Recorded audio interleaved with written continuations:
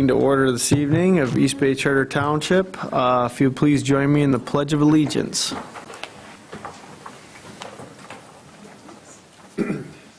I pledge allegiance to the flag of the United States of America and to the republic for which it stands, one nation, under God, indivisible, with liberty and justice for all. Thank you. And can we get a roll call, please? Richardson. Here. Wassam. Present. Walters. Gonzalez. Here. Edley. Here. Ferguson. Here. And Leonard. Here. Thank you. Anyone have a conflict of interest they need to declare on any of the agenda items? Okay, moving on, we'll look for approval of the agenda. Make a motion to approve the agenda of Thursday, April 3rd, 2025 for the East Bay Township Planning Commission. Second. Thank you. We got a motion by Mindy, supported by Steve, for approval of the agenda as stated. All those in favor signify by saying aye. Aye. Those opposed? Motion carries. On to the meeting minutes from March 4th, 2025. Any additions or corrections we need to point out?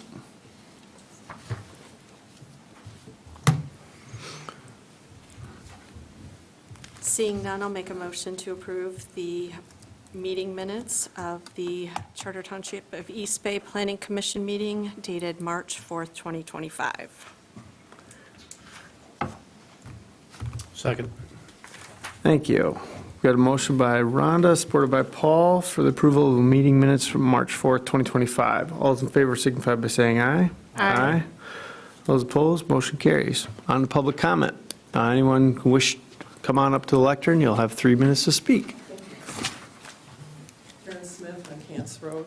I'd like to address the issue that you're going to talk about tonight about the temporary dwellings.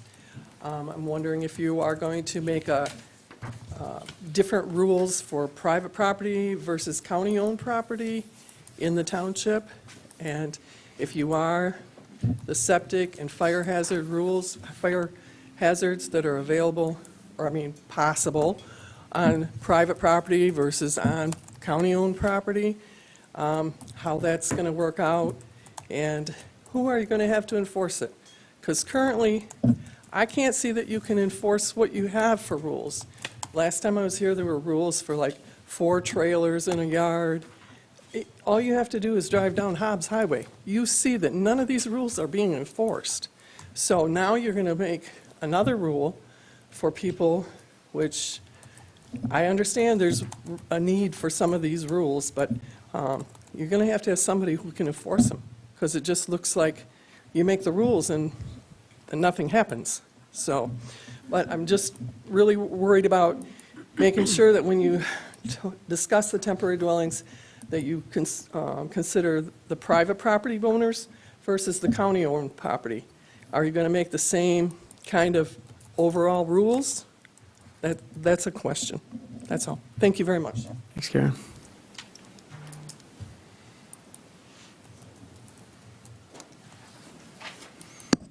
Good evening, Commissioners and Planner Carter. Judy Nemitz, East Bay Township. I begin with a familiar quote about being curious before being judgmental. I ask you to be curious about these temporary dwellings within the township, other than for agricultural workers or home hardships such as a fire or a weather disaster.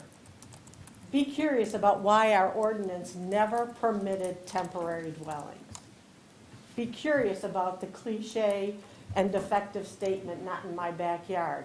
It's a curious statement because we all don't live in the same backyard. Some of us live on East Bay. Some of us live in inland lakes. Some of us live next to state land.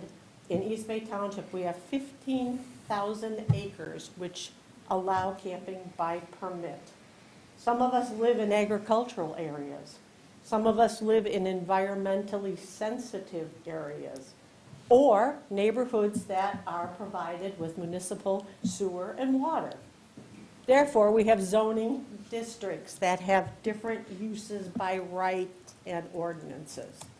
I'm curious, do we really all live in the same backyard? Be curious.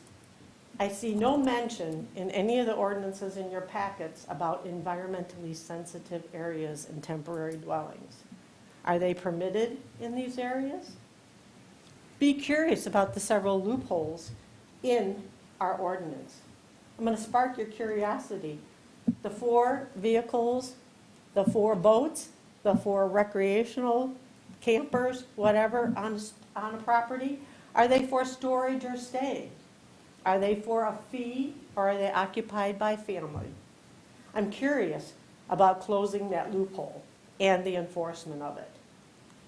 Please be curious to look at the other loopholes in the ordinance, because there are some. Be curious about the temporary dwelling. Is it a houseboat, or is it a shed converted to a bunkhouse? Be curious about the ability to enforce the ordinance, the sanitation, the setbacks, the environmentally sensitive areas, and on with our ordinances. Be curious about the fact that we have over 1,000 campsites in a 20-mile radius, plus 15,000 acres of state land in East Bay Township that you can camp on by permit. Be curious why temporary dwellings were not permitted in the past or present, and there is a petition before you with 180 signatures against temporary dwellings from the Lakes area citizen. Thank you very much. Thanks, Judy.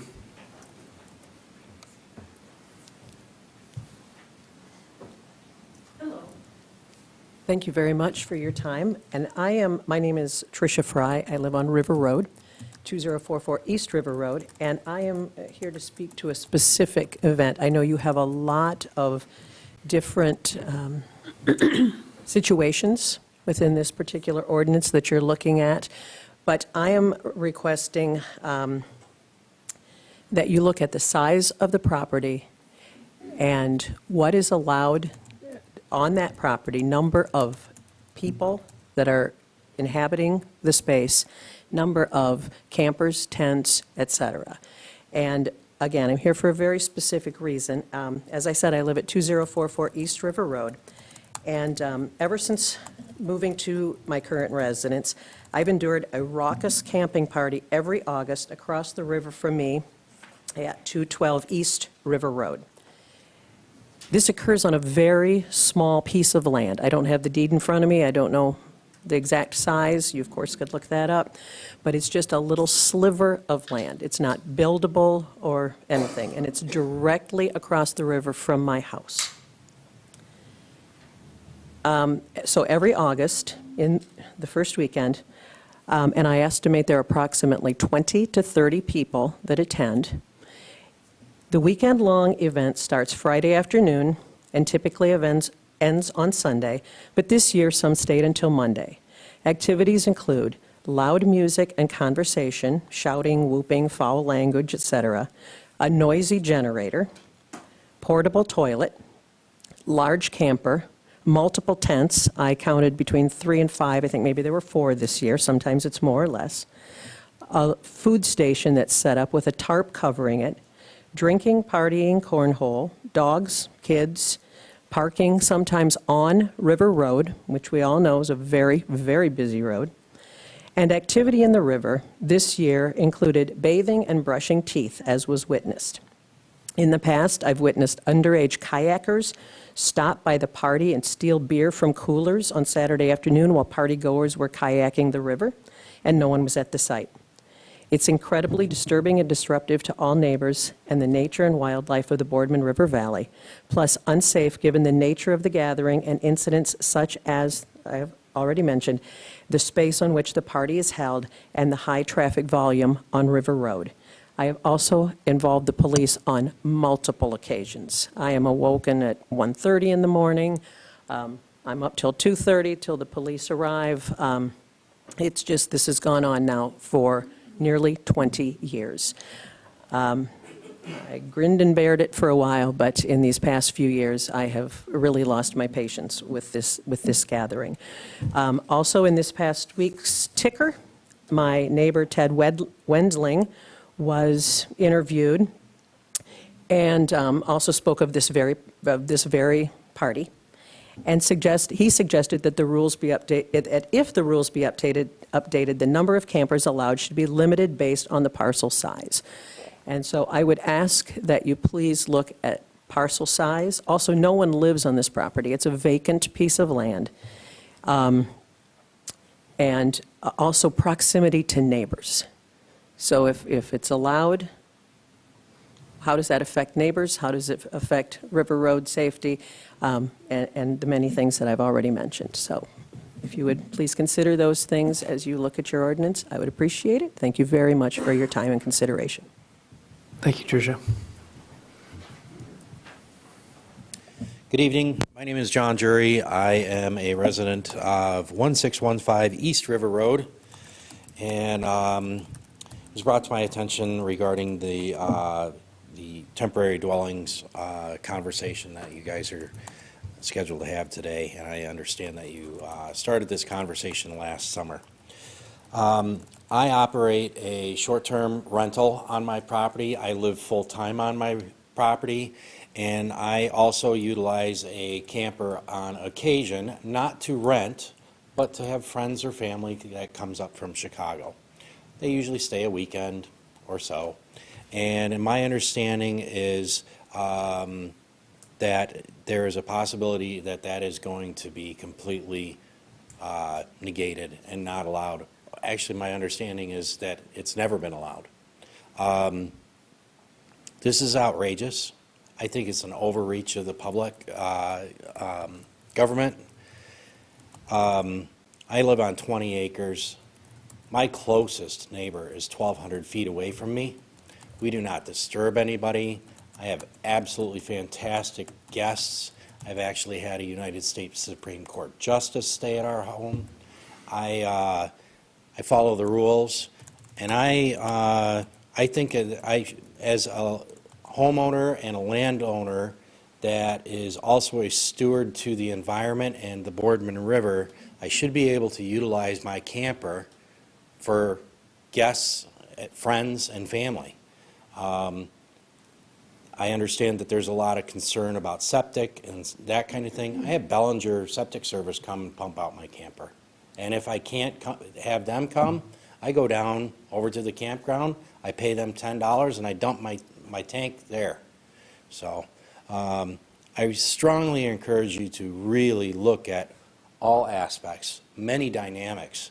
The Lakes District, I understand what this lady is dealing with. It's a very highly concentrated area, and people are breaking the rules. People are breaking the STR rules. So I ask that you please really consider this. I'm one out of many, definitely on River Road, that simply utilize a camper occasionally on our property. And my kids should be able to use it too. So, thank you. Thanks, John.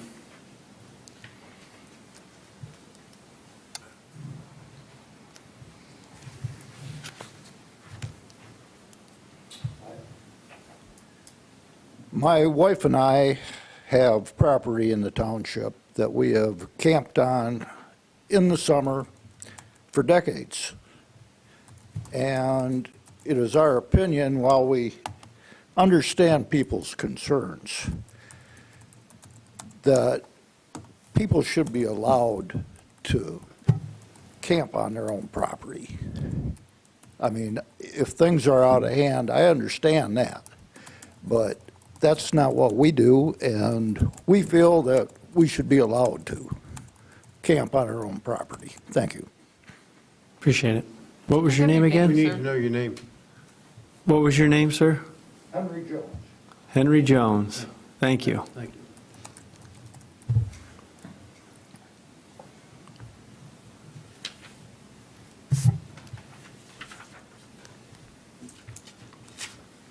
Anybody else? Going once, going twice. Okay. We'll close down the public comment. If you think of something, you got another opportunity later. Next up is correspondence. Claire, I see a few things on our desk. You want to walk through those?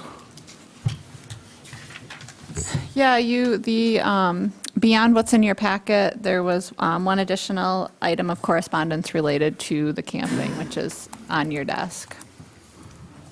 Got it. The other items, I will go through shortly, Okay. the agenda items. Sounds good. Next up is reports. Mindy with the Township Board. As I wasn't at the planning commission meeting, I was not at the township board meeting either. I had a family emergency. Got it. All right. Anything we need to know about, Claire, from your perspective? You know, I would say check the minutes. Deal. I'm blanking on the details. That's all right, that's all right. If something comes up, you come back up later. Paul, with ZBA. Yes, sir. We had a meeting on 3/11 with the ZBA. We considered two items, one of which was postponed to our next meeting, but the other one was for a request of a dimensional variance to erect a garage. The property is located at 3 Mile and 31, and is very weirdly configured, and we approved that variance. Gotcha. Any questions for Paul? Okay, last up, Claire, back to you. Okay.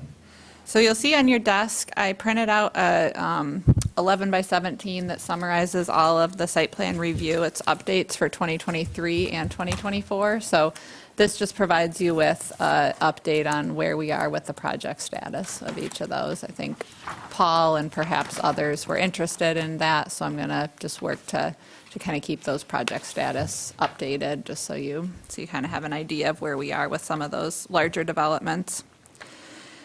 Did want to mention we've had a number of administrative reviews come before us, site plans. So for wireless communication towers, apparently that's a pretty popular right now. We've got a lot of companies that are upgrading the wireless communication towers. We've actually approved 4 in the last couple of months. None of them are increasing the height or increasing the area of the tower, so all are approved administratively, but that's a trend that we're seeing, is a number of different upgrades on Hammond Road, Rasho, US 31. And then we also approved a multifamily development. So if you'll recall, Mitten Apartments was approved back in 2020 for 36 multifamily units. They started construction, they broke ground, they put in the foundations, and then that property ended up selling. So the new property owner is continuing the development basically as is. So they made a couple slight modifications. We approved that administratively, but. Which one was that? Is that the one across from Costco? Yeah, yep, that's right at Town Line Oh. and South Airport Road. Gotcha. So, yeah, they have like slightly less impervious surface and a few other items, but for the most part, it's the same site plan. Got it.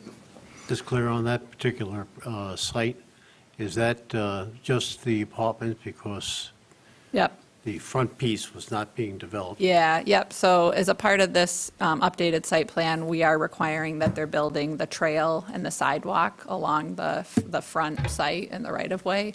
But that commercial site is still vacant and is going to be sold separately. Thank you. They're putting in all the driveway and kind of interconnectivity within the parcel, but not developing the front site. Thanks. Just wanted to remind planning commissioners as well as the public, we do have a public hearing scheduled for May 6th for that beach district plan. So that would be an amendment to the master plan to incorporate the beach district as a sub-area plan. So that plan is out for public review. It's on our website. It's also up front if anyone wants to stop by and take a look at it, review, and submit comments. Also a reminder that the TART cleanup is happening April 19th, and the township staff and local officials, we volunteered to meet at Einstein Cycle. So if any planning commissioners are interested in joining us, that's at 10 a.m. Just let me know, and I'll bring some donuts and pick up we can pick up trash for a few hours along that stretch. And then last thing, I just wanted to mention, I just returned from Denver, so I got to go to the National Planning Conference, and the East Bay Township was awarded a award. It was the National Planning Award for Small Town and Rural Division, the John Keller Planning Initiative. So Giffords-Webster submitted that application, and East Bay Township was selected, so we got to receive that award as well. Kudos, nice work. Yeah, so nice work to everyone involved. So that's all I have. The pain and suffering was worth it. Every ounce. Well, now we're on to the amendments, so.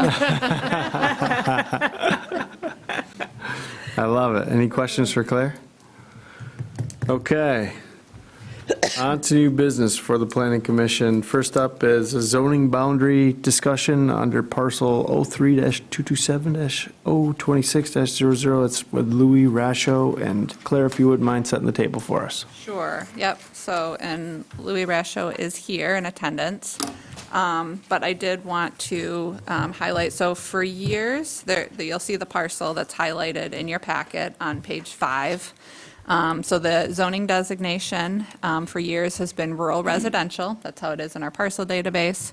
However, on the zoning map, there's a discrepancy as a small portion of the parcel reflected on the zoning map appears to be lakes area. So this issue is further complicated by the fact that the zoning ordinance states, this is section 3.2, properties with multiple zoning designations. When an individual recorded parcel, which exists at the time of adoption of this ordinance, has more than one zoning classification, the zoning designation, which comprises the majority of the parcel, shall be applied to the entire parcel. So based on this zoning ordinance information, based on what's stated in the zoning ordinance, based on the parcel data that we have, based on my conversations with the township attorney, the entire parcel is zoned rural residential.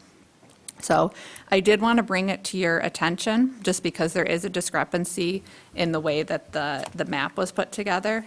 And the property owner is exploring future use of that parcel. So it's kind of a timely issue. You'll see in terms of possible actions for this, and I did include a copy of the township zoning map as well. So based on our ordinance, I think it's clear that the entire parcel is zoned rural residential. The map was colored incorrectly and it's been misrepresented on the map, but for quite a few years. And so I did want to provide the Planning Commission with a couple possible actions. One would just be to move to acknowledge that based on the zoning ordinance and current and historic parcel data, the Planning Commission would agree with staff's interpretation that this parcel is zoned rural residential, and request that the zoning map be amended to reflect this.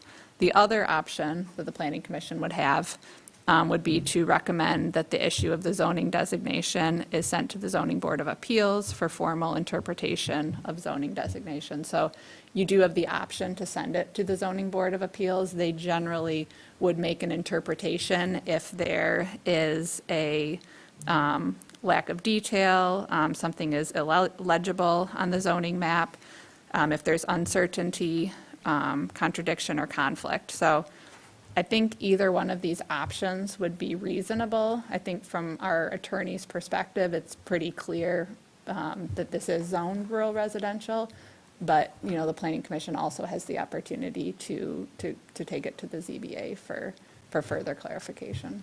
Got it. Thank you for that. Appreciate it. Thoughts from the commission? Anybody strong on one way or the other? No, I think the ordinance is pretty clear. So do I. Yeah, I feel the same way. Reading the tea leaves, that's what it feels like to me. Any motions? I'll make a motion to acknowledge that based on the zoning ordinance and the current and historical parcel data, the Planning Commission agrees with staff's interpretation that this parcel is zoned rural residential and requests that the zoning map be amended to reflect this fact. Second. Support. We have a motion by Mindy, seconded by Renee for interpretation acknowledging that this parcel be zoned rural residential as stated on the map. All those in favor signify by saying aye. Aye. Those opposed? Motion carries. And Thanks. I will mention that I looked across the entire urban growth boundary, and there's no other places where a parcel is split like that. So I think we were thinking we could just clean up everything, but this is kind of a unique instance. Good deal. All right, on to round 2, Holiday Forest 2 site plan extension request. Okay. Bill Crane is in attendance at the meeting, but just to provide a little background, site plan review 1122, the Holiday Forest 2 cluster, as you'll recall, was approved by the Township Board February 13th of 2022. According, 2023. it was 2022. Am I wrong? Yes. It doesn't feel like it was that long ago. Right, I'm sorry. Yeah, it was 2023, thank you. Is it already 2025? Yeah, so it was approved in 2023, and according to the zoning ordinance, the site plan is valid for 2 years. So beyond which the Planning Commission shall approve a one-year extension. So there's 4 conditions that need to be met, 4 standards, and those are included in the cover page of the packet. And I want to make sure everybody has a copy of this for those of you that generally don't receive. Rhonda, do you have a copy? Yes, that It's would be in your packet. Okay. Those of you that already had printed packets, there's extra supplement that you can take a look at. But it is also in the electronic packet. So there's 4 standards that are listed. Included in your packet is correspondence from Bill Crane, and, from staff perspective, the applicant developer has made substantial progress. They're very close to land use permit and breaking ground. They've got their water and sewer permits through Eagle. They've been working with our township engineer. The one issue that has slowed things down a little bit related to the stormwater permit is that the overflow is onto Holiday Woodlands natural area. That's all been looked at. It's kind of a natural drainage area, and that would just be for like extreme instances of like the 100-year storm event. But because this was purchased with trust fund grant, we're working through MDNR for kind of those final approvals. And so that's part of what has taken some time. So once that gets finalized and MDNR has indicated they don't have any concerns with it, the last item is just the master deed and condo docs being recorded. So I would recommend, since it was approved February 13th of '23, I would recommend to allow for the one-year extension, but have it terminating February 13th of 2026. Gotcha. I see Bill's here this evening. Is there anything we missed? Anything else we need to chat about? No, I think Claire pretty much covered it, and I think the last item is the stormwater control, and the last correspondence that we had with the supervisor, Beth, was MDNR's approved it. I think the intent is for her to take it to the township board at the next meeting to get that approved, and then once they do that, then we can get our master deed bylaws revised to correlate with the easement and the other conditions that we have. So I think that's our final step. It's been, when we got the email from Claire saying it was 2 years already, I'm going, wow, that time went really fast. But yeah, I think we're real close. We're ready, as soon as we get land use, they're ready to start moving dirt and start putting sewer and water in the ground. So it's finally time to make it happen, so. Nice. Yellow iron is already there. What is? The yellow iron, the The equipment. excavator and the Oh, front end loader. oh. I mean, the intent was to get started last fall, but sewer and water took a little bit longer with gravity and pump chamber, and then working back and forth with the engineers and township engineers versus DPW and DPW engineers. So it was trying to get everybody's heads together and meetings together, and but we're real close. Got it. Thank you. Any other questions for the applicant? Seems pretty cut and dry. Yeah. I'll make a motion to approve a one-year extension of the Holiday Forest 2 site plan approval terminated on February 13th, 2026. Support. Thank you. We've got a motion by Carl, seconded by Rhonda for approval of the one-year extension for Holiday Forest 2. All those in favor signify by saying aye. Aye. Those opposed? Motion carries. Thanks, Bill. Thank you so much. Yep. Okay, on to temporary dwellings. Let's have a little discussion. Claire, you want to kick us off? Sure, okay. So, as you'll recall, Planning Commission decided to table the issue of temporary dwellings and revisit it this winter, which it's already spring, but we've had a lot on our plate this winter. So after the adoption of the zoning ordinance. So as a refresher, the regulations related to temporary dwellings were as follows. So I just wanted to summarize. So in the original zoning ordinance, as well as the current adopted ordinance, the township really doesn't allow any camping. So it states no tent, trailer, camper, motorhome, or other temporary structure shall be used as a dwelling except to house farm laborers during the normal harvest season or in a designated campground. So those are kind of the two items that we allow. If you'll recall, in the 2024 rewrite, the draft, it expanded on the above to state that property owners and guests may camp on their property for periods not to exceed 7 days consecutively, or a total of 60 days in a single calendar year. It also stated that waste and wastewater shall be disposed of properly off-site. So, and I linked meeting minutes from 3 different discussions in your packet, but at the joint meeting in July of 2024, the Planning Commission Township Board discussed temporary dwellings in detail. The Township Board also discussed the topic in early August, and then the Planning Commission also revisited it at their meeting August 20th. So there was concerns amongst board and commission members about the possible negative impacts from camping both on neighboring properties as well as on the environment. At the same time, there was a desire to allow people enjoyment of their property and the opportunity to host out-of-town guests on a limited basis. So I think from my perspective, there was general consensus not to allow for any type of commercial use of the property for tent or trailer camping, such as hip camp or those types of, and that's also not allowed in our short-term rental ordinance. So that was my understanding based on the discussion. So I've got a few different policy options that are included. This is on page 8 of your packet. For the Planning Commission to consider, just as you kind of start to discuss. One would be to reevaluate the number of calendar days per year permitted. From my understanding, I think there was some discussion that maybe 60 days is too much, so perhaps 30 days or something less than 60 days. You could consider requiring a camping permit if the number of nights exceeds a certain threshold. So this would allow someone to get a permit from Planning and Zoning Department if they need to camp during home construction, in the event of a fire, those types of things. Another policy option that I think makes sense and was mentioned as a part of public comment is taking a look at limiting the density of campers. So per parcel or really per acre, I think makes sense.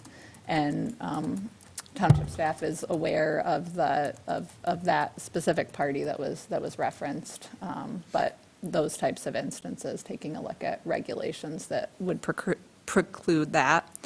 And the last item is just, while this is stated in the short-term rental ordinance, we could have something in the zoning ordinance just noting that commercial use of camping and non-designated campsites would be prohibited. So just reaffirming that. So you'll see in the packet, I did go through and I pulled ordinances from other communities in Grand Traverse County as well as beyond Grand Traverse County. So you'll see we've got Long Lake Township, Garfield Township, Elmwood Township, Whitewater, Acme Township, Torch Lake Township up in Antrim County, as well as Banks Township in Antrim County. It is interesting to see that all of those townships that I took a look at do allow some form of camping. So the more restrictive ones are the ones that are only allowing camping through a permit in the event of a fire, some sort of, emergency home construction, those types of things. While some of the other, more lenient townships, for example, Long Lake Township, they allow somebody to stay on their property for up to 30 days. Beyond 30 days, then they, require a temporary dwelling permit where they allow it for up to 6 months. So there is kind of some variability. I did talk with a number of different planners and zoning administrators with the other communities just to kind of better understand some of the challenges related, to enforcement and those types of issues, so. Gotcha. Well, we got a lot to chew on. And generally speaking, I remember we were we're kind of feeling this balance with the general public of allowing it at all or precluding it entirely. And yeah, I think it was kind of, from the folks that were here in attendance, it felt kind of balanced on both sides at that moment. But I guess we've got a few different things to kind of talk through. And just from a couple points I wrote down, I think maybe we start the conversation with, if we are going to allow some type of days. We had started the conversation at 60 days. Is there a strong feeling one way or another how people feel about the duration of time in any event, or should we start from a different angle? If I could leapfrog back, I think one of the missing options, we talked previously about potentially, zoning district differences and environmentally sensitive areas. We do have that letter from Protect Forest Lakes, and hundreds of people signed that. So I think there would be, in our best interest to kind of talk through that and see what options we might have to do differences per zoning district, and I didn't see that listed here. Yeah, that's a good point. And I think one challenge with zoning districts is that there are some large parcels in our lakes area in Boardman River that are not located in an environmentally sensitive area. So I think your mention of environmentally sensitive areas is a good way to kind of differentiate between properties on the water or in environmentally sensitive areas versus some of the larger properties that are located away from the water. So thank you for that. That's a good point. I'm wondering, Go ahead. well, two questions. One for Claire. Did any of the other zoning, the ordinances where they mentioned camping, did they try to specify a parcel size or density or a number of campers, or it's all just in there? Okay. Long Lake Township just says one Oh, great. per parcel. But not, okay, but not based on a It's density. not dense on the size of the parcel at all. The other thing I was just thinking, just from a way to, I mean, at least I feel that like if there's an emergency, if your house burns down, that kind of seems like a no-brainer that you should be able to do that to me, but maybe other people have different opinions. I can agree with that. No, that's an easy one. Yep. Yeah, I agree. And while we're on that subject, can we also dip into the new construction conversation too? Yeah. As far as the new house being built and allowing someone to stay. What are people's thoughts on that? I think that could all be looped into one, whether it is an emergency because of a fire or under new construction. You have a year? I like the 180 days on the one. And that would be a permit with the Right. planning Yeah. and zoning department. Yeah. So it's permitted, right? Or, I think it should be permitted, but, and. Are you then talking we about wait. 180 days for both? Pardon me? Under both conditions, 180 days, capping it? Hardship and build, new build. Okay. Yeah. So you're suggesting permit those to extended uses for up to 180 days? Well, I guess my question is right now, do we have a permit for the 2 exemptions right now? No. You have to do it.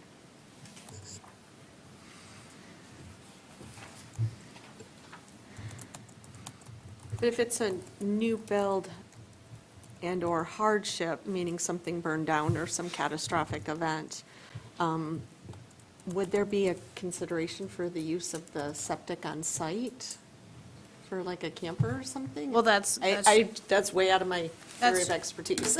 Well, I think that permit is required just to make sure that we have waste and wastewater appropriate, Okay. whatever that Whatever is. it may be. Whether they have contract with somebody to come pump it, that is an acceptable use of it, right? But as long as that is what is happening, if you will. It's based on a specific duration for a specific purpose. Right. It's not just recreationally based. We've had a few instances in which there's been fires in the community and property owners were wanting to stay on their property. Sure. Let me throw a little thing in there. I think it's clear about any type of catastrophe, and I presume that would be verified by the engineers, et cetera. And a new build is clear. But if you had a remodeling would we want to put something in there that would have to be some type of a valuation as to what percentage of the house is not livable under the remodeling? Because there's so many different variables when it comes to remodel. I mean, if you're doing a kitchen and bath remodel, now you're out of your kitchen, your bath. I understand. So, but if you're doing just an addition, a room addition, it's livable. So I guess, maybe, but Well, I'm just thinking that from a standpoint of the two categories, you do have this thing that's sitting in the middle, and I'm always looking for the loopholes. And I'm thinking that if we would have something in there that would state that if you're remodeling, there'd have to be some verification that the house is not livable during the remodel. A construction permit could be tied back to that, I would imagine. Either way, we're requiring a permit, so they'd have to come talk to Bill anyway, right? yeah.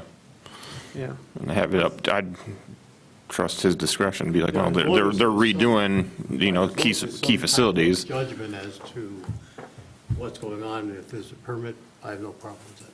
And I'd also feel that if you're doing a remodel, if you couldn't stay in your house, you probably would want to rather than a camper, but. Right. I also don't think people are going to pull a permit annually to remodel their house. Well, I understand that, but I always look for loopholes. Yep, I appreciate that. 180, are we comfortable with that? Oh, we're throwing out numbers? I'm okay. Feels reasonable. So then that permit process would have to be written up and all the stipulations placed in that. And that would be something, Claire, you do? Right, Bill. And bring it Planning back and to us? zoning department. Okay. I will draft the language and bring it back to you. Yeah, and then in terms of a permit, that would likely be administered administratively. And Like the once, building, like if we were issuing permits for a person to camp on their property, that would likely not come before the planning commission. Gotcha. But any language related to this will come back to you next month. and the building permit to build a new home is for a year?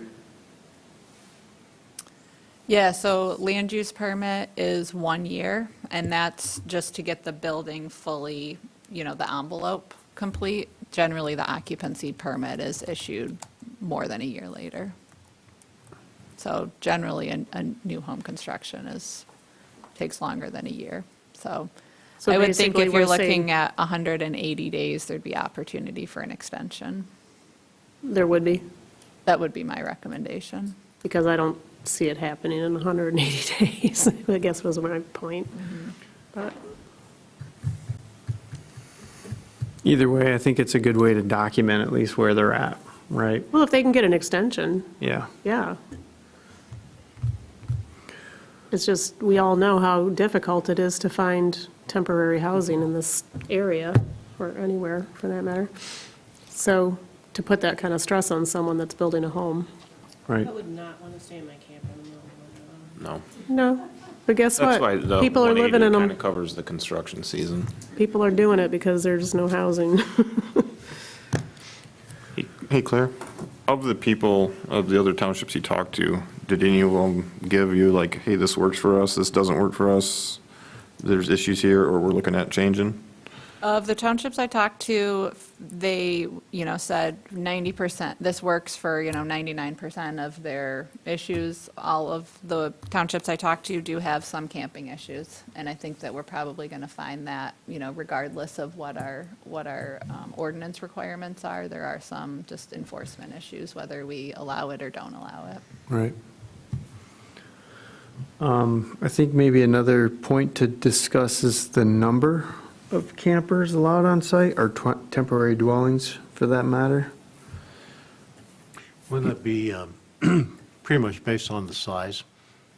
Okay? We get down to the idea of the parcel size. So, So what's the breakdown? Are we thinking campers? Do tents count in that?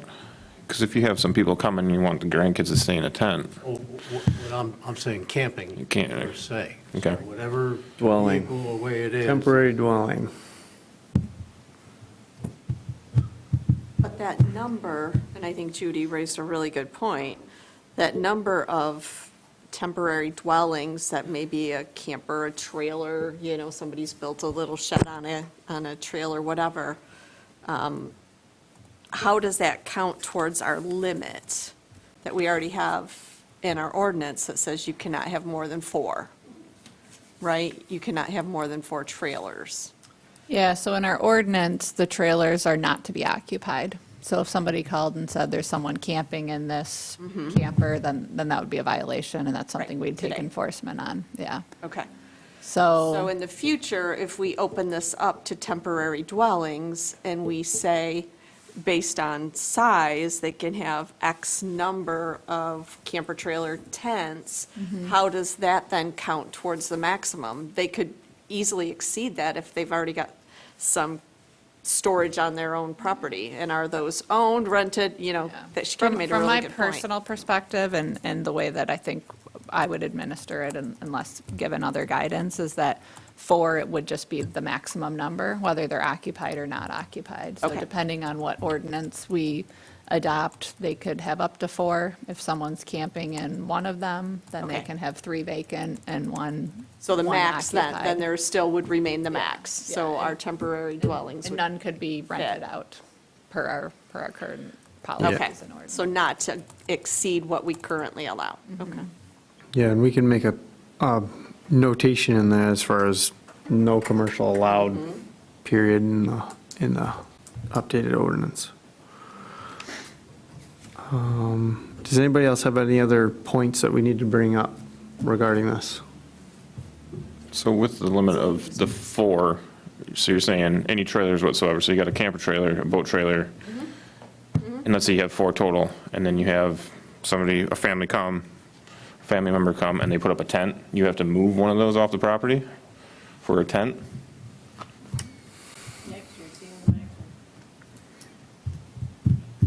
You have to do that now, right? Well, now you can't. No, you can't, yeah. Well, Can't camp. If you have more three, than you get 4. 3. You can't camp right now. Oh, you know what I'm saying, but even if you had them, period, right now, beyond 4. Can't exceed 4. Yeah. So if somebody has Occupied or, I mean, 20 acres, and nobody can see them, they can't have more than 4 total. Unless they have, some sort of a, permit for outdoor store, like a commercial use, something else, but if it's residential, yeah.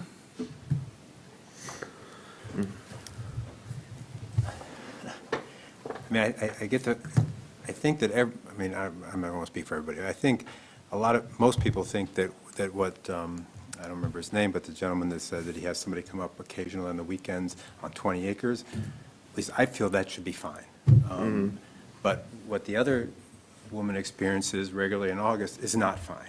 Yeah, that's a, Right. It's not acceptable. Nobody wants that. And I'm just trying to struggle with how to balance it by putting something in because it's tough. Yeah. I guess that's where I am too, because obviously there's 2 sort of extremes, different ends of the spectrum. And so I don't know if the parcel size thing fixes that or not, but it doesn't seem right that we are telling somebody that they can't have anybody come stay on their property. I think if you did parcel size, you'd also have to start doing setbacks. I mean, Totally. what if they're all sitting on the fence line, Yeah. Absolutely. with a keg? Yep. So I know that this parcel, and we've been working with this property owner on the specific instance, I believe it's less than 1 acre, so it's very small. The one So- for the party? So I would think, 1 acre or less, a reasonable starting point would be 1 temporary dwelling unit.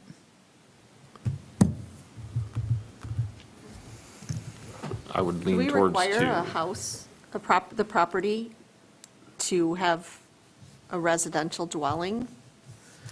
Or can you put a camper on a piece of property?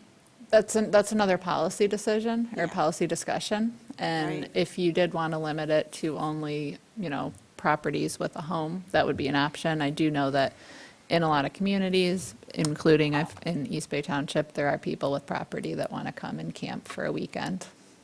Well, it's their reasonable way to get up here without having to buy a second home, you know, so. But if the expectation is, like as an example, in the Lakes District, you know, there's a beautiful piece of parcel, and it's right next to you, okay?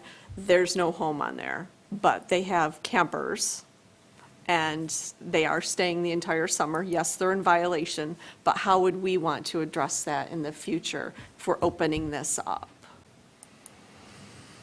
That would be education to that owner, would it not? Saying Yeah. like, hey, this is our new rule, you're in violation, or you've been in violation. To prevent it from further, you have to abide by these rules. It just comes down to enforcement. They're living in it, like, all summer long? Because, And you've just spent, you know, a pretty penny on your property. right, And you have a residence, but yet, you know, there's 4 extra trailers over here for the whole summer. Granted, you know, I'm just giving you an extreme example, but to think about it, you know, if a parcel doesn't have a residence, how do we want to handle that?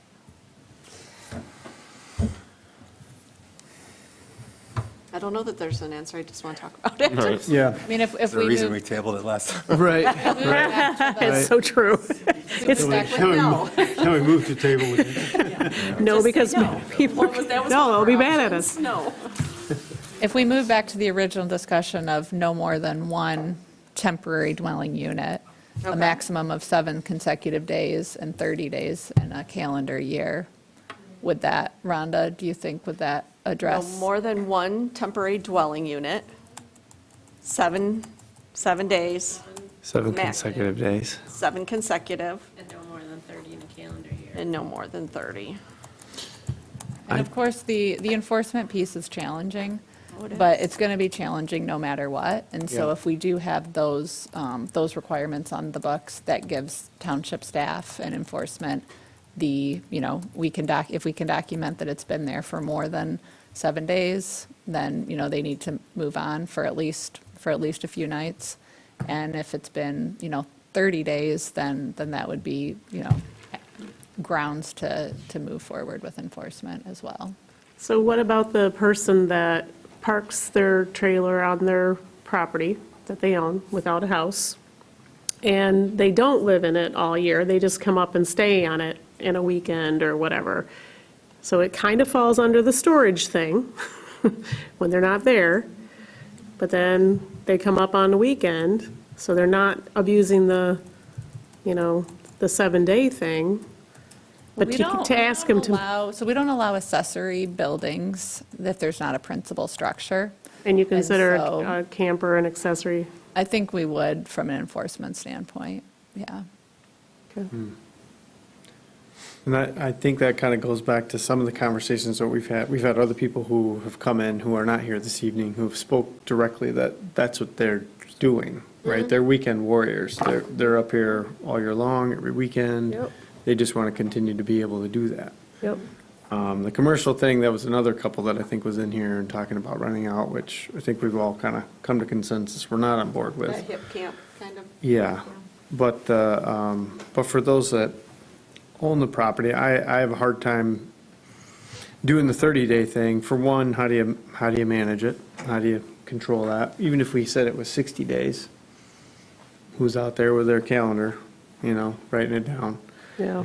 Well, that's the way our ordinances are written. We don't have enforcement officers going out. It's complaint-based. Right, And but that's, I I'm, think, some of the challenges and understanding for the community is I'd rather, unfortunately, it's complaint. I'd rather write this to the majority of people who are not going to violate it, rather than preclude the ones who are, no matter what.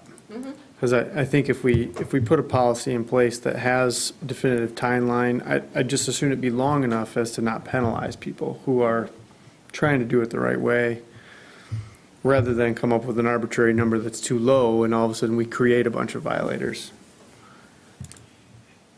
I agree with that. And you mean. I'm just wondering, if 7 days, is that enough? You know, Consecutively. I understand. Oh, no, I'm just asking. Well, yes, I'm saying, people who come up on their property, I'm seeing more like a 2-week situation. Or 10-day, something like that. 10 days, Yeah. 14 days, something of that nature, as opposed to 7. But Dan, you were talking about extending, making it not 30, but maybe doing away with that, but it would still be just one. Right, just one. That was my thought. 1 unit. 1 unit, yeah. 1 unit, X days in a row for maximum days of. Sure. So then if there is a problem, at least we have, I guess, something to fall back on, if someone does want to keep track, but I think of the hunter who comes up. Yeah, but I'm thinking about the neighborhoods that have, if you do 60 days, you're talking every single weekend between May and Labor Day, right? You're talking every single weekend, and I don't think that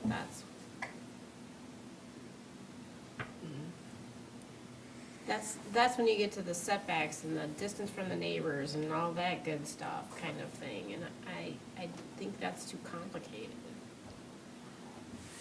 To have that much frequency of it. Yeah.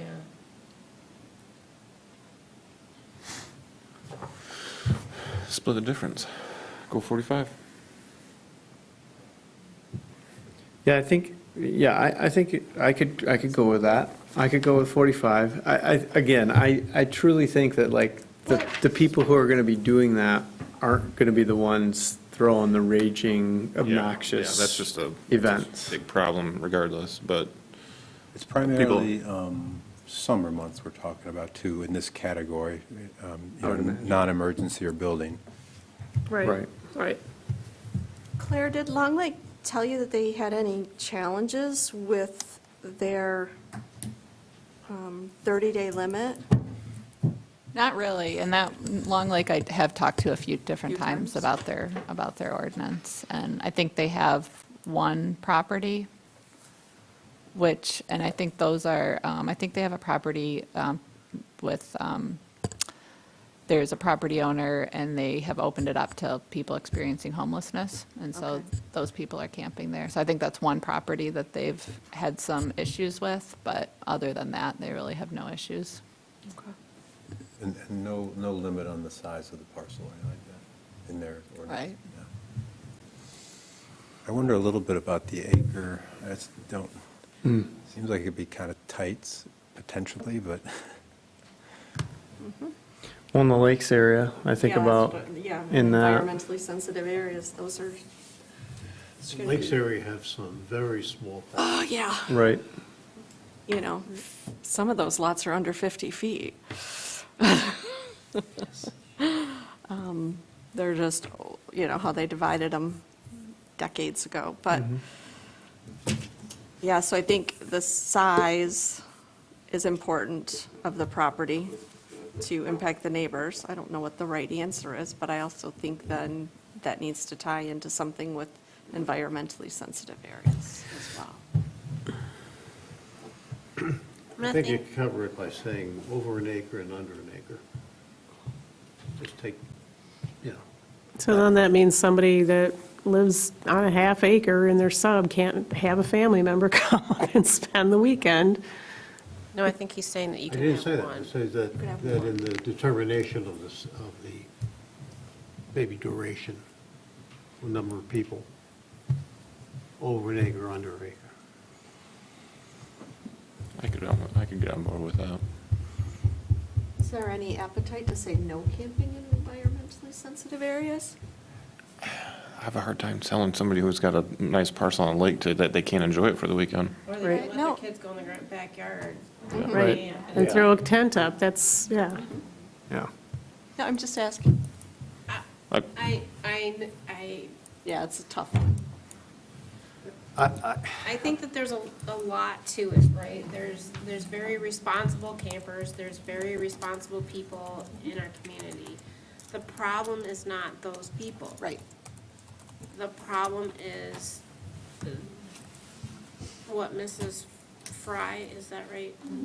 Has experienced and others have experienced in our community that have made it so that, our current ordinance doesn't allow it and our, historical ordinance doesn't allow it. And But I do disagree with, like we've already talked about, those emergency situations and building your house and I really think that the kids can, go camp in the backyard, or somebody could camp in their camper in their driveway if they want to. I feel that that's, or, if somebody's coming up for, a few days and they want to camp in your driveway, in your subdivision, and I don't have a problem with that. I do respect those families that have that camper that's on their piece of property for which they're paying taxes on, and they've figured out water, septic, electricity on that dwelling unit for them to come up and be a weekend warrior. I mean, they've probably been doing it longer than I've lived in the township. But, currently that's not allowed, but they've been doing it anyway, and how can we make that allowable to them? And I guess I'm going to a permit process.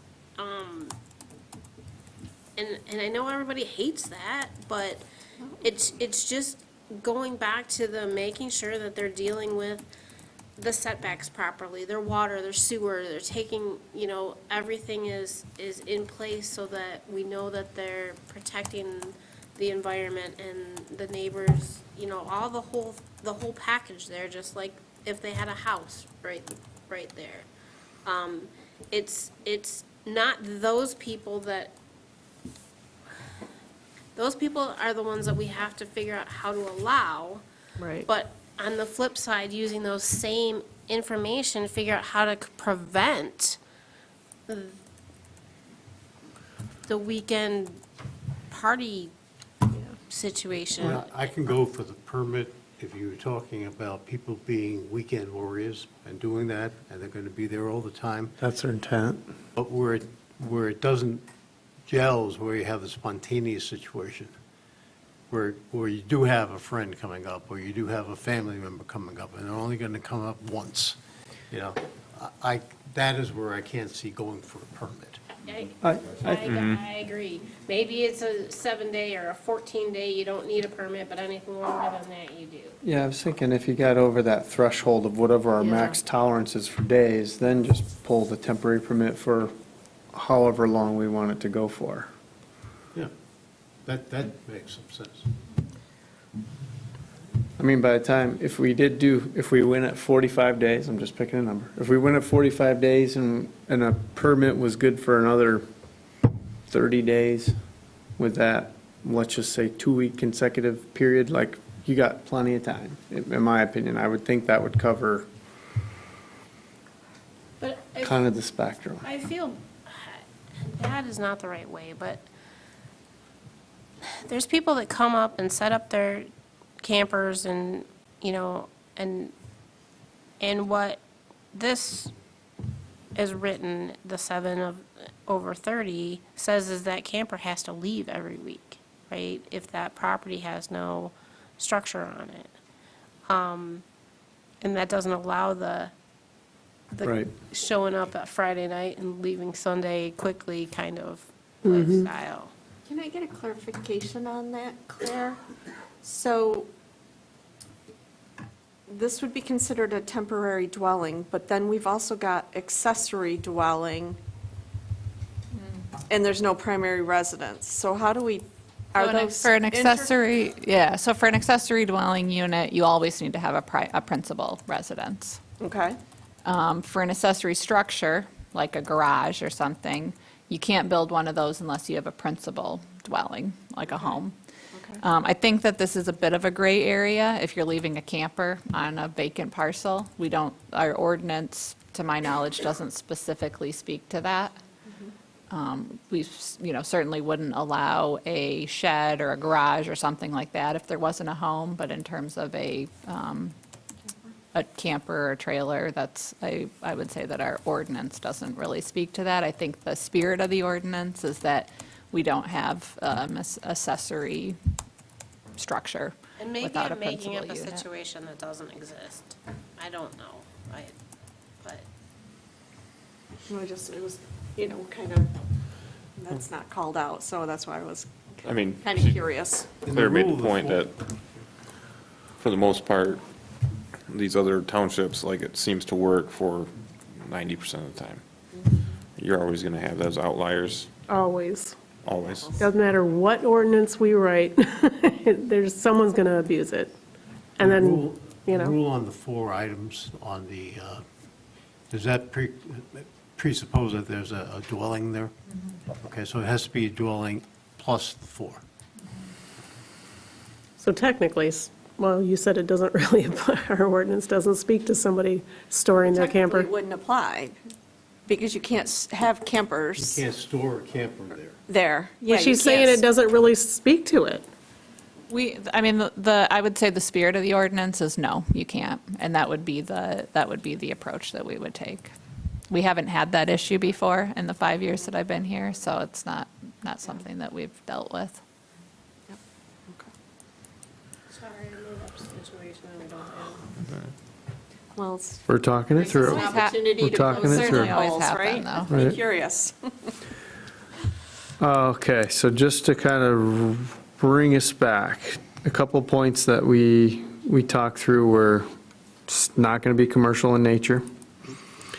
We're down to 1 temporary dwelling per property. Are we in agreement on No that? matter the size, just one. Right, just 1. I have a question on that. Okay,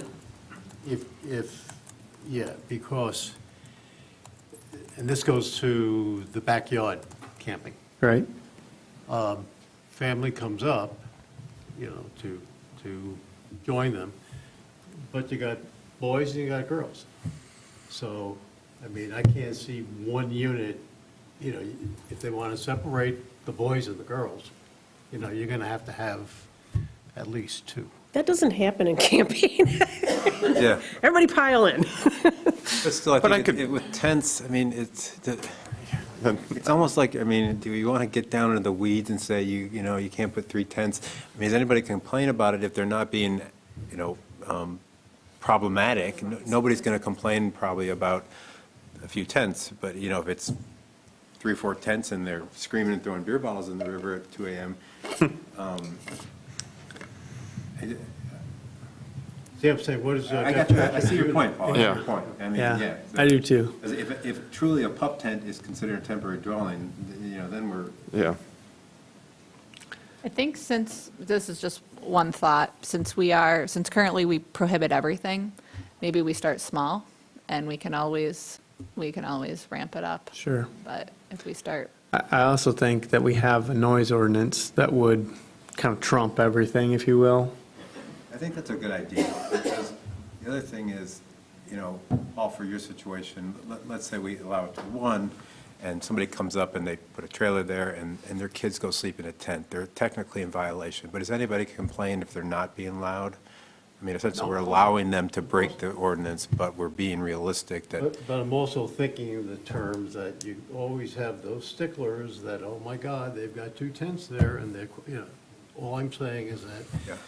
let us understand that there is one situation we need to. So what is the definition of unit?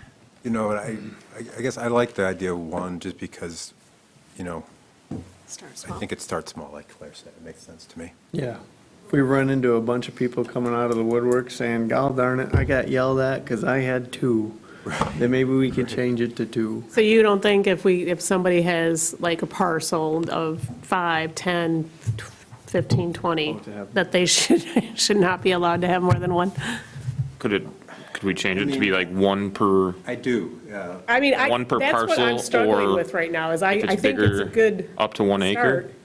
And then beyond that, because if you have a 5-acre, 10-acre parcel, I know. you're really going to tell me you can only have, Yeah. Yeah. so it's like, I mean, if you if do I the owned 1 that, I'd be a per, little bit upset. up to 1 acre, only 1, and then, 5 acres. There's so many I mean, I'm just, possible yeah. permutations. even 5 acre, I mean, just after that 1 acre threshold is met, you can have 1 per acre. So Oh. if you're a half acre, you can still only have just 1. But if you have a 5-acre parcel, you can have 5. I think one challenge with that is that it would invite, more of a party. So if you Yeah. have 20 acres, you're Yeah. not necessarily going to have people dispersed throughout the 20 acres. Yeah. But is the person on River Road going to go to GJ's and rent one giant tent and stick 40 people in it? Right? Well, maybe. Maybe. That's what They're gonna- they might they're be gonna- doing right now. But you know what? I bet if tent they rental did for that the and weekend. they were, Speak to like I would the imagine- number of people. and then they I would call it a admire their church. dedication. I bet if they Right. did that and they were Yeah, holding right. Bible mass at that time, like, we wouldn't get calls from the neighbors, so, I don't know. I know, we've got to keep it here. It's guess- not a I guess we public hearing, can- I'm sorry. Guess we can, But so just policy-wise, just to kind of bring, I don't want to leave you out, but so what's going to happen is, based on all of our conversations, staff's going to come back with a recommendation and some language that we can actually discuss. And at that point, it'll come to a public hearing to where we can engage with everyone. Again, just wanted to throw that out there. Back to us. So you want to cover one more time, no commercial usage. Yes. And you're considering commercial what? I'm renting it to Rhonda to come stay at my property. Okay, just clarification. Any financial transaction is commercial. Any financial, okay. And then no more than one unit, 7 days, no more than 30? Is that what we said? or- I like the 45. I like the 45. I'm just, I like You can camp for 6 months. 14 and 30. okay. I like 14 and 10 and 45. Yeah, 10 and 45? 10 and 30. We Honey, can always see. change. I would go for 10 and 45. I would probably go for I'll 10, go 45, too. 10:30, but I would be all for 10 and 45. Okay. We're getting there. We're getting there. Where you at, Paul? I mean, I was sticking with, the 14 and 45. Oh, I like this. I could do that too. One unit, I think. I think 7 and 30 is too little, but 14, 45? I'd be for 14 and 45. I'm all for it. But I was trying to meet Mindy a little bit partway by saying Yep. 10 and 45. Honey, Because 10, what's it going to weeks a take to year. get you to 45, 10 and Mindy? 30. come on. 7 and 45 or 10 and 30. Ooh, she's a hardened negotiator. I like 10, I could live with 10:45, but either way, again, I don't think it really makes that much of a difference. no. I don't either. It doesn't. I mean, if But it's a to weekend. Claire's In the end, if Stay somebody small, stays an start 8th small, day, and they're going to do it. Ugh. It's up to you, Claire. We'll discuss it again, I'm sure. We'll come back. No. 29? I mean, what are we going to do here? Claire, do you feel good about the 40. the Do I do permit 40? nature of it? And so say we go with, 10 consecutive days and 30 total. Beyond that, there would be a permit required. And Which that would would only go- be in emergency situations?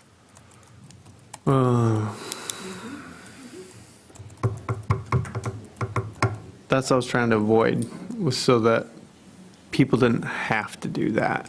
Well, they would be able to stay, and then if they need more time, the permit would extend that if it were an emergency. Sure. But isn't that already covered under the construction and emergency portion of it, of the 180? Yeah, I thought that was like its own thing. Yeah. Yeah. So Dan, what you're That's why it's like, if we did the 10 and 45, and then we wouldn't do a permit, like, you're done after that. Right, right. Right. I was thinking if you went to 10 and 45, we could avoid all of that. Yep. It's like that happy medium of not going too far this way, not going too far this way, just, And the only way you're getting a permit is if you have an emergency or you're building a home. right, right. Okay, Is that pretty clear? that is crystal clear. And that's 180 days with an opportunity to Right. renew it. Right. Okay. Are we putting in there some language about correct health department, stuff like that? Yes, Yeah, we'll put that for both. Yes. Yeah. For the permit as well as just for the. generally. I mean, I can't just dump it right into the lake, dang it. Do we need to talk about zoning districts? I think we do. I think if we're going to start small, let's leave the lakes environmentally sensitive areas out to start. If you guys would have an appetite for that to start, and we'll see. Still think the tent in the backyard's going to be allowed, should be allowed. Yeah. In the lakes area. Maybe not a trailer, right? But the tent in the So backyard. how would we handle that if somebody wanted a pup tent for the grandkids to come up for the weekend? Most They're of them going are to probably use the going to do house it. to shower and use the restroom and, all of that. How would we handle something like that? I would say right now, the way that we handle it is that we don't take any enforcement action. It's complaint-based. We've never had a complaint about a tent that is up for a day or two. Okay. I can't see precluding the lakes area on this. Probably the most desirable place to do Excluding it. the lakes? No, I can't see, excluding the lakes, that they can use it. Right. Those would be I universally. think we need to take into consideration, though, the letter that we got last year with 300-plus signatures. That's our community speaking to us. They didn't, they didn't parade through here, but What is, what's the, I don't know the map in front of me, but the environmentally sensitive You got area the map. versus the, well, the environmentally sensitive area Yeah, so isn't the mapped on environmentally there. sensitive areas extend to any property that's wethin 50 feet of an inland lake, of a stream, of a river, of East Grand Traverse Bay, wetland areas, steep slopes, floodplains. So there's a lot of nuance to it. We don't have a map just because it's kind of, it's goes a little. identified on a case-by-case basis when we have a permit application in front of us. Do you have a number of residents that own? Most of the township by that. Yeah, and I think, For a desirable camping spot. Right. if we do uphold the fact that they are doing the correct thing with their waste, then it shouldn't be an issue. Yeah, what, can I ask you this? Why are you most concerned about how they're going to get rid of their waste? Or why There's are a you number of focusing on the, concerns. yeah? I mean, you look at some of those lots, they are so small, there's really no room for a camper. Well, then they probably They're going would to be in have their one. driveway, and they're going to be right next to their neighbor in some instances. Literally, those are some of those lots out there. Right, but They're that's how just- many? I mean, that's probably I know that there's some really small lots, but I'm saying the majority are not those. And I Oh, can't there's imagine. 450 parcels just around Spider Lake alone. Yeah. And they're not huge parcels. Right. I mean, there's a few people that have 100 feet of frontage or 200, some. But most some people have at legacy least 50. I families. have 50 feet on my, I mean, A subdivision that's no different, parking a camper in the driveway. that's what I'm Put saying. one in my driveway. That's kind of where I'm going with it. Yours is extreme. I live in a sub, and we have long, narrow lots. Mindy just puts it in the road. We've all, but there is great concern about the waste. There really is. But then we're covering that in the ordinance. I guess that's where I'm going with it, is we're trying to cover that, so that people have to properly dispose and, take care of it. I mean, we can't, we're always going to have bad apples, but we can't write an ordinance for just the handful of bad, we have to have something that really speaks to the whole community, not just a couple. Yeah. No, and I completely agree, but the community wrote us a letter, and we received that last year, and there were 300, I can't remember the number. I can't ask, but there was, 350 or 70, homeowners that signed that, just because they didn't parade up here doesn't mean, they didn't write a letter to us and tell us their concerns. Totally and agree, such. but, So I you gotta mean, weight again, that. we've got to appeal to how many actual owners do we have in sensitive areas? Like, is it, Well, Claire said we can't exactly, we Right. don't have it mapped out. right? So my point being is that is a percentage, yes, we should always look at everything that our community brings to us. But again, we have to appeal to the whole community, and that's where I think we're trying to go is to something that is a happy medium for everybody. And I think if One you thing exclude people that own in there, what about the thousands that own that are okay with it? They didn't sign something for, in the opposition of that letter, so They had that's an all. opportunity to. Well, by definition, a sensitive area is also East Bay. Right. So I think one thing I'll just Yeah. put out there is, and I think our ordinance already speaks to it to some degree, but just really clarifying that no campers, tents, et cetera, can be set up in an environmentally sensitive area. So the area is not the entire parcel. There's many parcels on an environmentally sensitive area, but really just reinforcing, it can't be within that waterfront setback, it can't be within wetland setback, it can't be, located in any of those. Can't be So then within, that can't be on the discloses- beach of East Bay. Somebody who I'm builds just up to the trying to 50 think, foot and they want to put a pup you tent for the saying- grandkids, that's not going to It's Right. not- be You appropriate. can't do within, what, 50 feet? What? Right. Isn't that our thing? Yeah. So you could say that, in an environmentally sensitive area, not within 50 feet. Well, it just can't be within the environmentally Whatever. sensitive. Maybe we can state that within this to reiterate it. Yeah. Because I don't think people will go sorting through the zoning code, so maybe that's just So it like has to be outside Right. of. a way to reinforce it. setback. Yeah. Yeah. Yeah, I get where you're coming from. Oh, so do I. I also just think of the people who we've had coming from the Lakes District who have asked us to do this too, and have the situation. Yeah, help me with that one, I don't remember. We've had so many people over the years Yeah. come in here. Oh, years, okay, Yes. maybe before my time. Truly, like, Okay. talking about this, so. And I think we also lumped in historically accessory dwelling units into that conversation, along with trailers and pup tents. So the fact that we're taking an action and Splitting them. splitting them, I think is probably a good step.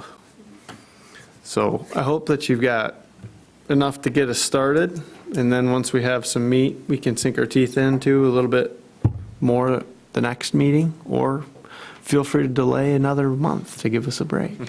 But it's at your discretion. Claire, you can clarify then also the language about primary residence, if we can, so there's no loopholes? Because I guess we need to go look for a couple other loopholes. I'm sorry, the primary residence. So with the accessory building, so if there is, so we were just talking about that, how do we differentiate these? So is a trailer that somebody's residing in allowed on a property without a primary residence? Technically, it's not called out that way in the zoning ordinance, but in the spirit of the ordinance, it's not allowed. Oh, so right now, you're not allowed to, it's definitely not allowed. Yep. I just think people might need a little, if there's a little bit more clarity that could be put there, so people don't get stuck in that situation where they didn't understand it or it wasn't clear enough, because I know that happens a lot. So if I can very specifically, I think, help Rhonda with this one. Please. I'm struggling. The property that has been an issue on River Road, there's no primary. So No primary dwelling? there's no dwelling at all. nothing. So therefore, the trailer should not be on that property. Because it's breaking. Are we going to allow a trailer on the property with what we're talking about? That's- Is the question that I think we need to. I would like some policy guidance on that. Because it kind of negates the other rule that says you can't have an accessory dwelling on a property. That's what I'm saying. And so Yeah. I think we should not negate that. I think we should just stick with that. Because then because if you don't have a permanent structure, there's likely no water or sewer or power as well, so. I just don't see why it's any different than going to lots of people are State camp. forest? Yeah, they're camping off Off-grid? grid, Yeah, you just go to the DNR site, fill it out, you've got a permit. Right. You stick it on. My point being is that so many people are doing that, so, why are we Saying you can't. saying you can't to the people that have owned a property up here? I don't know. I have a problem with that. Yeah, I do too. Yeah. Yep. That might be the only affordable way for people to come up and have a weekend away in northern Michigan. Right. That's why that guy that developed that property, it's probably in Union Township, allowed it. 5-acre parcels. You know what, there's $1 million homes out there next to people with a camper. Yeah, I don't think that's fair to the property owners. They're not paying property taxes on a dwelling, but their neighbors are, but yet they're living there. The guy developed it that way. They knew it when they bought No, I'm it. talking about us. I don't, Oh. whatever they did. That's Yeah, up to them. I'm just saying, I think people should have the right to come up and camp on their property. That's what I believe. I don't care what it says, what it doesn't say. That's what I believe. Period. I just feel like you should have the right to do that. Yeah, and I think I think that's what we're allowing, right? I thought that's what we were going toward. I think that's what we're going towards. And Well, it we're- sounds like we're kind of not with this whole, you don't have a dwelling on the property, so that sounds like we're kind of trying to, No, I think. That's no, the regulation for being an able to allow accessory to building. store it. That's for an accessory dwelling, not a Right. temporary dwelling. Yep, right here, accessory dwelling. right, Not a temporary dwelling. right. So those are two very separate. So I Yep. think what we're separate things. considering now would allow anybody who owns property to come up and camp on it. Okay, One, right. One, yeah, which I think is right. I agree with you. I think they should be allowed to. right. And that maximum of 7:30 or whatever Claire comes back with. Yeah, I think. Correct. Put what you've heard and let us react to something next time. It was That's my advice, I think. 10:45. Yeah. And, 10:45? you know, 10:45. and I think what we're going to come back to probably next time is there going to be any limit of people? Because I think, again, I'm thinking of this, the woman who spoke, that, you know, are they going to bring a bigger tent or a bigger trailer and still have that giant party and disturb her? Is there going to have to be some limit on the number of people? I don't, or something. We just gave them the idea, so sounds like we do. Great. But we're Way to saying go. there's no primary residence, so they can't camper there. No, they're No. saying that, Something with that by that saying they it's only can. one unit. No, we're saying they See, that's can't. where I was going, we're going back to that, So that party on River Road that doesn't have a primary residence on that, we're saying that they can have up to one camper on that property for our number of days within Yeah. period timeframe. that, yes, that's Correct. where I was going with that. Correct. It's basically one camp site. Right, How they Not a party. populate that site. It's up to them. But she's going to be stuck with, 40 people coming. Yeah, I gotta Yeah. figure and staying in one trailer, I don't think so. They're not gonna stay in one trailer. You could have a tent there too, so Yeah. it's just a camp site. Site. Didn't you make a valid point earlier that if we get it in, like, into the ordinance, then at least we have, I mean, clearly they're kind of breaking it now, but doesn't it give, if, I don't know. I don't The enforcement's always been an issue. It doesn't matter what township I've ever lived in. It's always enforcement is the issue, so I don't know. Yeah, well, I can tell you, we've sent out a letter to that property owner, reminding them of the ordinance, which is absolutely no camping at this point. So Right. we are trying to get ahead of it this year, so. I think for purposes of the mass, we've kind of beat this horse to death.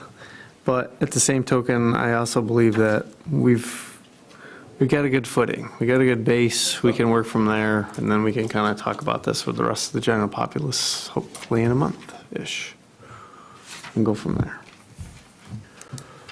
Because we have more to talk about. We do. We have one more item. One item was three. One item of three sub-items. more zoning topics, yes. So Claire, I don't want to say we missed a few, but there's a few that we still have yet to address. We did miss a few. We missed a few, okay. I'll take the hit for that. So these are more administrative, clerical in nature. But in discussions with Giffords Webster, Township Legal Counsel, as well as Township Supervisor, recommending making some changes based on kind of how the ordinance has been administered in practice. The first one, and I have not had direct experience with this because we've never had a new cell tower on township-owned property, but there is case law that township is exempt from zoning. And so right now in our ordinance, it says that a tower on township property would go through site plan review process with planning commission. And so that's in talking with legal counsel and also Beth, that's inconsistent with case law and kind of what past practice has been. So our township legal counsel recommended just taking that out, and so we would refer back to case law, which is that the township is not subject to zoning. Any type of tower that was on a township property would be reviewed and approved by the township board. So that would be removing on page 24, item B through item C. Yep. The next item, and I'll just go through these. The next item is adding a requirement for a trail or sidewalk non-motorized connection as part of the cross-access connection. So right now, we require cross-access connection in a section on cross-access connection standards and on our private road standards. And so currently, we only are requiring that for vehicular connection. We have been able to just work with the developers and get that sidewalk or trail connection, and so that's been good, but I would like to have it formalized in our zoning ordinance. So that's the next Makes sense? That's the next recommendation. And then the third one, this was, as you'll recall, we put together the amendment for vehicular bridge crossings, and somehow that just didn't get integrated into the final ordinance. And so, as you may recall, when we approved when we reviewed the state park, Yeah. that was not in it. We used what was approved by the township board just a few months earlier, but I want to make sure that that clerical error is included in the ordinance, so. I have a question for you on this. Under the, it's obvious that the township trustees trump what the planning commission is doing, so we'd have to change that around. But under the ordinance that the township passed, Sorry, which section are you in I'm right sorry, now? I'm on Are you on page wireless 37, communication? everything is virtually the same, except that item number 2 is not in our ordinance. You on page 37, which is the ordinance, what the township passed. Oh, yeah, you're talking about the bridge crossing. Oh, I'm sorry, am I ahead of you? No, you're good. You're on the bridge crossing. Okay, yep, I'm on the bridge. okay. Don't jump. Don't jump. Stay on it. The only thing is that when we passed our ordinance, under item 1 of theirs, they end at allowing farm animals, and we allow farm animals. But we also said and equipment. So the question I would have is, would the trustees have to adopt that language Again, yeah. again? All of Do us. you want to add and equipment? Yeah, I Okay. think that my recommendation would be Yeah. to the trustees that when they redo and amend their ordinance, which would be verbatim in the ordinance now, that they would add the word "and equipment" under item 1. Okay, yep, that sounds good. I will make note of that, and that will be before you for public hearing, and then you can recommend it to the trustees. Thank you. Good catch. Paul, did you just suggest a motion? I'm just suggesting a motion to, recommend, help me with this one, that we would be making the edit changes as suggested by staff to the ordinance And publish notice for a public hearing. and publish for public hearing. I'll support that. Thank you. Good assist. We have a motion to adopt and publish the amendments as presented by staff with a slight addition from Paul. All those in favor signify by saying aye. Aye. Those opposed, motion carries. Next up is public comment round 2. Anyone who'd like to comment, come on up. Hi, my name's Larry Mudd. I am a resident in East Bay Township. We actually own several pieces of property. Our primary residence is on Gibbs Road. Actually, we have 2 places there. We also own some land here in the agricultural area on Potter Road at 3 Mile, as well as another parcel over on Ike Road, just off at 3 Mile. They are dramatically different. The Gibbs Road is on Arbutus Lake. These are in the agricultural area. We definitely pay a large portion of money in taxes. So I bring that up just because I think it's really important that you consider the different districts. Just like zoning is set up with different uses allowed in different districts, I feel very strongly owning these different pieces of property are dramatically different, and if you're going to consider something about temporary dwellings, I feel like it would have to follow the different districts that we have here. That's just my opinion. I also am a member of PFL, the Protect Forest Lakes. My name is on that letter. We made I felt like that was an important thing to bring up last year, and I still feel the same way. I also think it's incredibly important that you understand a lot of us bought land here based on, I did my due diligence. I knew what the existing zoning was. I know exactly what's allowed right now.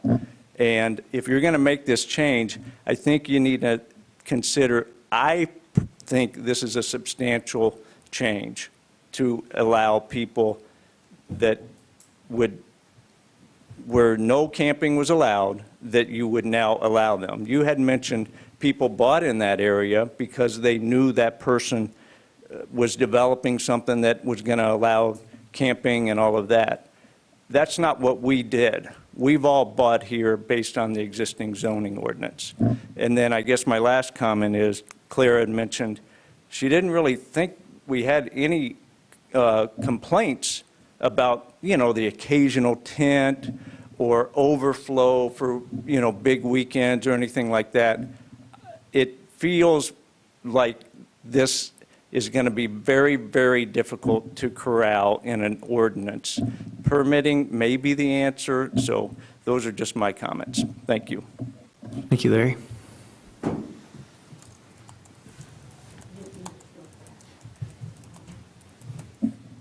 Judy Nemitz, East Bay Township. I'd like to just remind you that your ordinance on campground rules, 4.11, page Article 4-22 does have some pretty good points in it that you might want to look at and see if they can transition.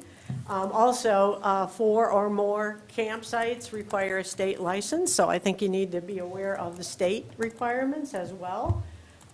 Again, I concur with Mr. Mudd. I bought several pieces of property 40 and almost 50 years ago with that premise. I did my due diligence, and I've sat on both sides of this table, and one of the reasons I built and I was in East Bay Township was because of that rule. And we did have campers down a road that were grandfathered in for a little bit, and they turned into junk. And if you look at the property values, a piece of property with a dwelling on it pays a heck of a lot more taxes than a piece of property without a dwelling. And you need to look at those things, because we're paying infrastructure, we're paying for roads, we're paying for plowing. They're all gone. They're not paying for the schools. They're not paying for this community and have the investment that we all have in this community.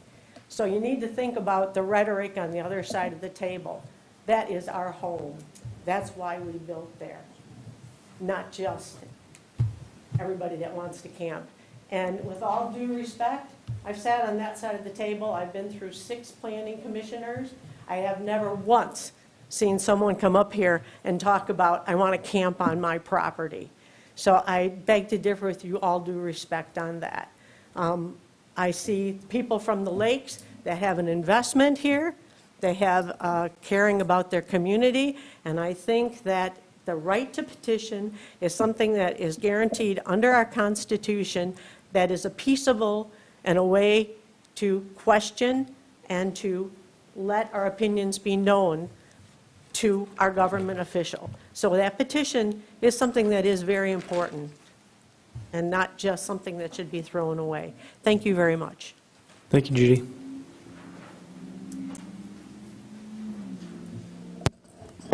Thanks again, John Jury, River Road. So there was some discussion, or maybe more concern that maybe I can dispel about wastewater being discharged from a camping unit or even a tent. The state has extensive rules and regulations pertaining the discharge of wastewater. In a camper, they call it gray water and black water. We can probably assume what each are. It is strictly, I mean, like huge fines if you dump black water on anybody's property without properly disposing it. The second item too is, I know you guys are talking about 1 or 2 camping units. I get that. I actually support that. But I think you really need to look at the plot of property. Typical camping site is about 50 by 100 feet, you know, and we're talking about an actual campground. The River Road property that is having this party, and I live right down the road from it, it's like people, it is insane, and I think they have more than 30 or 40 people there during the day. That is probably right around 1/4 of an acre. I don't think any camping should be happening on 1/4 of an acre. And also, you need to look at your high-density housing area. So you're talking about zoning districts. I know when I lived in the city, if somebody pulled up in a camper next door to me and pulled it into their driveway and they're going to stay there for 10 days, I think I'd have a problem with that. But again, that's density of housing. So I have 2 campers on my property, one that we actually use and travel all over the country with, and the other camper that I mentioned that I have, like my sister comes up for 2 weeks every August, you know, and she comes and brings my little nieces and nephews, and I mean, this is something that builds memories of northern Michigan. It's pure Michigan, come on. So those are just my comments and thoughts. I hope that you can consider those while drafting your ordinance here. Thank you. Thanks, John.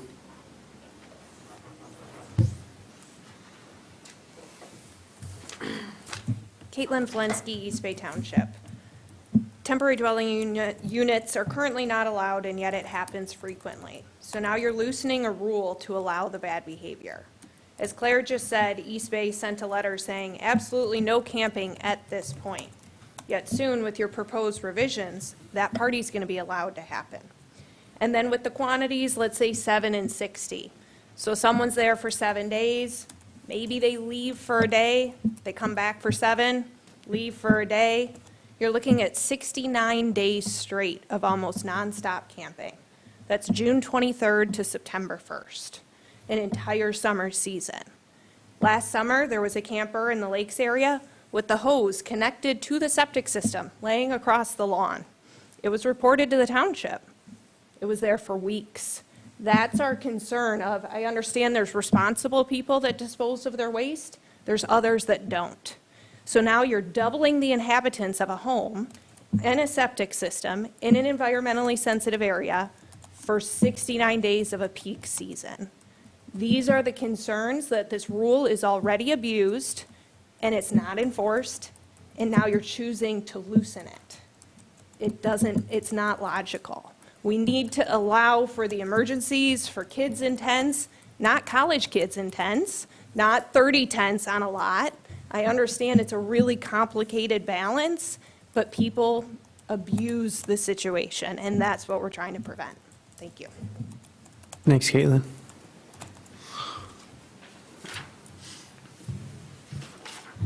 Good evening, everyone. Brandon Flensky, Forest Lakes resident. Just 2 really quick points. I heard a lot of the discussion tonight, some good, some good.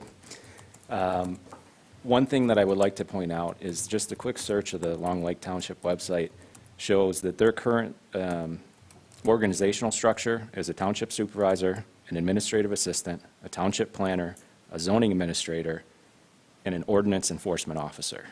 That's one more very, very important position that East Bay Township currently does not have.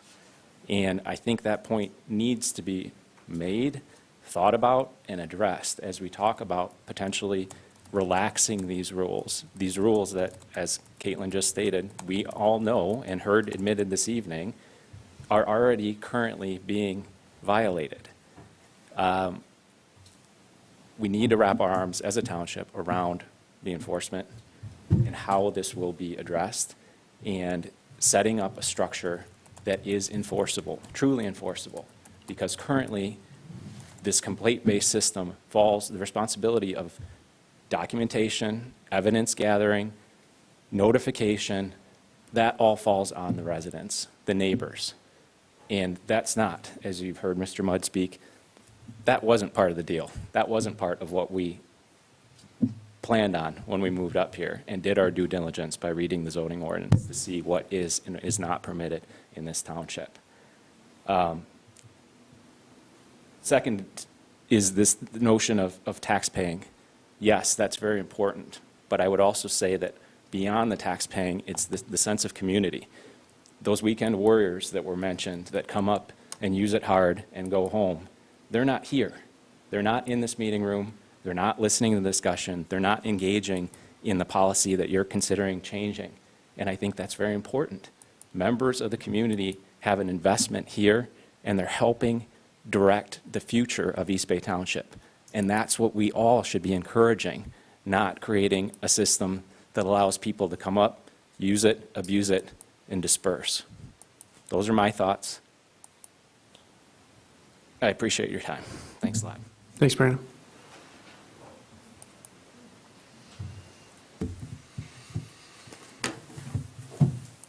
Going once, going twice.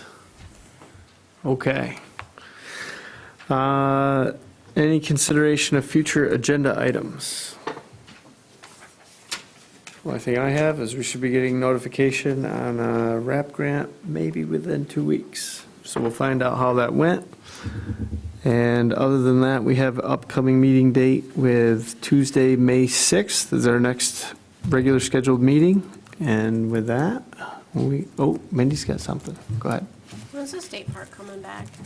2027? The next May. Oh, I read about that. Yep. Is East Bay Township going to sign a letter regarding the bridge? There was some commentary today. Not that I'm aware of, so yeah, from strictly a zoning perspective, that's kind of what the Planning Commission will be looking at in terms of any other, political actions. That's sort of outside of my wheelhouse. Okay, understood. Can't wait. So that was Grand Traverse County that signed that first. Yeah, yeah. My understanding is that generally the township board doesn't take a policy stance if it's like outside of their jurisdiction. Okay. That would be a board policy decision. Anything else? We're adjourned. Thanks, everybody. Thank you, Dan.